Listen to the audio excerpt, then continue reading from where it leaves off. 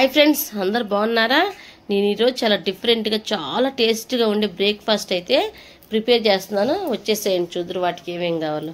ముందుగా ఒక 3 గ్లాసుల మినపగుళ్ళు, అలాగే 1 గ్లాసు బియ్యం కూడా నానబెట్టేసేసుకున్నాను 3 అవర్స్. కానీ నేను టీ గ్లాస్తో తీసుకున్నాను, పెద్ద గ్లాస్ కాకుండా. మా ఇంట్లో మేము 4 కదా, మీరు దాన్ని బట్టి క్వాంటిటీ ప్రకారం మీరు కూడా తీసుకోవచ్చు.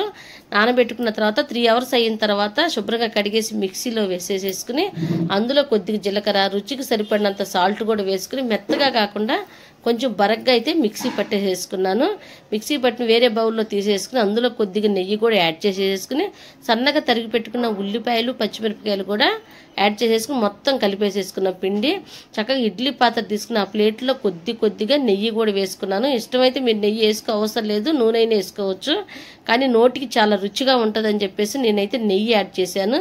వేసేసుకున్న తర్వాత చక్కగా ఈ మిక్సీ పట్టిన మిశ్రమాన్ని కూడా చక్కగా ఇడ్లీలాగా వేసేసుకుని ఆవిరికైతే ఉడికించుకోవటమే. చాలా టేస్ట్గా ఉంటుంది, నోటికైతే మాత్రం మంచిగా రుచిగా ఉంటుంది. పిల్లలు కూడా చాలా ఇష్టపడి తింటారు. ఈ సీజన్లో జలుబులు, జ్వరాలు కామన్గా వస్తూ ఉంటాయి కాబట్టి ఒకసారి మీరైతే ట్రై చేయండి.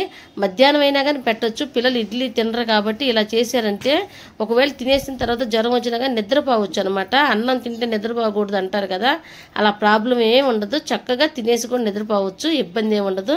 నేనైతే ఎప్పుడు కొబ్బరి చట్నీ చేసేదాన్ని, కానీ ఈసారి అల్లపు చట్నీ ట్రై చేస్తున్నాను. ఓకే ఫ్రెండ్స్, నా వీడియో నచ్చితే లైక్ చేసి సబ్స్క్రైబ్ చేసుకోండి. Okay, bye.